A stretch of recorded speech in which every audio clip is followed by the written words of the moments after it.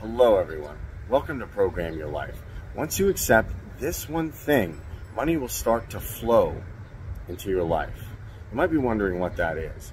So you've tried to write down that you have $1 million, you've written a check, you've done this, you have done everything, you visualized it. But what are you missing? What if you just needed to accept that you are an abundant flow of the universe? You are the universe, and once you allow yourself to accept these gifts, to know that you are already in abundance, and feel that abundance, then it will change. And here's Dr. Joe Dispenza to show you, if you just accept this thing, just accept this one thing, then money will start to flow into your life. I love this video. I'm excited to share it with you. The fundamental importance about all of this is I really don't care if people want to be abundant. I don't care if they want to heal. I don't care if they want to have a mystical. I don't care what, want to travel the world. It doesn't matter to me. I just want them to be in the experiment. The experiment of actually trying it out. Yes. And seeing, God, if I really change my energy, well, could I actually have an effect that's produced in my life? And if I'm waiting for the event to occur, I'm back to the illusion of separation and lack. Waiting for it to happen to take it away if I'm truly a creator. So let's say they're not waiting. What should they do instead of waiting? Keep feeling the feeling in the present moment and trust. Look, if you're waiting, you're not creating. I mean, that's just the way it is. So wake up every day. How bad do you want it? How bad do you want your dream? It's so much easier to forget that vision than to remember it, right? So if you're going to remember it, you got to keep it alive in your mind. How do you keep it alive in your mind? You disconnect from your environment. You close your eyes. You play music in the background. You sit your body down, and it's got to pee, and it's got to eat, and it's got to. Well, you just sit down for a few minutes, yes. Like training a dog. Like you stay. When I say it's time to get up, we get up. Don't be thinking about what's going to happen in your day. You already know what's going to happen. Don't think what happened yesterday. You already know that. Get in the present moment and say, who do I want to be when I open my eyes? Who do I want to be today? What would greatness look like? How would one day, one shot, one lifetime, what would an abundant person do? Let me rehearse that with my eyes closed. Let me remind myself who I don't want to be. Let me remind myself of who do I want to be. Let's not get up, Lewis. Until we get in that. Until where the tennis ball hits the sweet spot. When you go, oh, I'm ready for the day now. Now, game on. Now, if you can maintain that modified state of mind and body the entire day without defaulting by seeing someone or doing something, stay in that state, the experiment still continues. And you're changing your energy. Doesn't happen in 2 days, you're not that good. Right. That's it. You're not that good. We keep practicing. People who show up for the 21 weeks in a row, this woman, 21 weeks in a row. At the end of 21 weeks, she knew it. Boom. Her whole life changed. Boom. Was 21 days worth it? Ask her. The experiment, she was just changing the process. People who diagnosed with really serious health conditions, and they start doing the meditations, and they realize, wow, God, my body feels better, my pain feels better, but my values, my scans are still showing the disease exists. All right, does it mean that it doesn't work? No. It doesn't mean it doesn't work. It means, like, what am I doing the other 15 hours of the day? Oh my God, I'm in lack, I'm in fear, I'm responding to the same people in the same ways. And you gotta think about this. As long as your response to everything in your life is the same, you're not changing. Right. So change your response to things in your life, and you're in the process of change. So then, now I gotta get good with my eyes open. Now I gotta be able to rehearse, oh my God, I fell from grace. That moment in my day, oh my God, I defaulted back to the old self. Forgive yourself, yeah. All right, no, so it's not only forgive yourself. Like, there's a forgiving process, like, shoot. But if you're truly playing the game, who cares, right? You just go, oh God, let me brush myself off. Get back to let me get back in my heart here. Let me get back in that place. Let me remember, let me get back in this energy. And let's try it again. Let's try it again. Yes. And let's just keep the experiment going.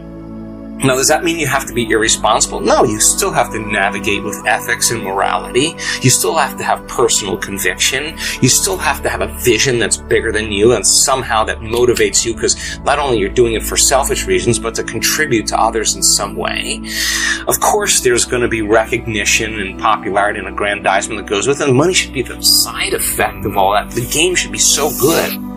Of your vision, like that vision of the future, you have to keep alive in your mind. That should be the game. The ones that can keep that vision of the future in their mind now. Exactly. And have a personality. Even if your reality is falling apart.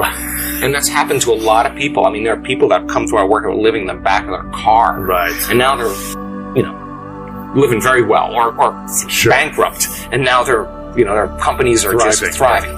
They just never stopped believing in themselves. Because if you believe in yourself, it means you have to believe in possibility. And if you believe in possibility, you're going to have to believe in yourself. And so something really cool happens when you do this that I just discovered recently. Just watching people at our week-long events, because you got to go all in. You got to go all in. And it's 7 days and it's a lot and it's super intense. And there's times where you don't want to show up because I'm pushing people across the river of change. There comes a moment where people keep showing up for themselves. They keep showing up for themselves in spite of the weather, in spite of their foot hurting, in spite of their bad dream, in spite of the fight with or whoever. They keep showing up. They get really worthy to receive. They feel really worthy, like I am worthy to receive this gift. And the universe only gives us what we think we're worthy of receiving, right? So we got to get to that point because so many people who are in lack somehow don't feel worthy, right? Mm-hmm. So the abundance then becomes the sign that you finally become worthy. And for the soul, it's not about the abundance. It's about mastering your worthiness. And the reflection is the things that you accumulate. What's the strategy to start believing we're worthy of receiving now? Fill your brain with as much knowledge as possible. And listen, my dad used to say this to me all the time. He'd say, wait a second, just sit down with me here. If anybody else can do it, you could do it also. Welcome back, everyone. So if you just accept that you are the abundant flow of the universe, internalize that, things will start to change. You'll start to see amazing things happen in your life. Well, let's just start there. So how did these people do it? Like, let's look at what they did. Right. All right, let's study. This is a school of greatness. Yeah. Let's study greatness. What is greatness? Like an uncompromising will, invincibility, lead with their heart, adapt and make changes, let go of the past, give life, live it fully and completely and embrace it and enjoy it. I don't know, whatever, you get to write the script. Yeah. And you tell the story of your future instead of telling the story of your past. Watch what happens.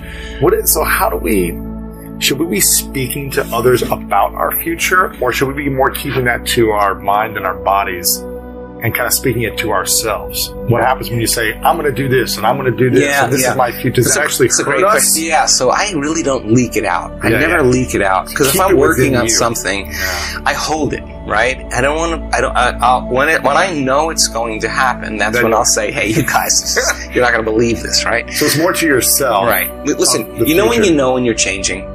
When you stop talking about it. That's when you know you're changing. Because you're at the bleachers and you're on the playing field. Look, so many people come to our work, Lewis, and they say, I always believed that this was possible. All this information seems, I've seen people heal them, some people create well.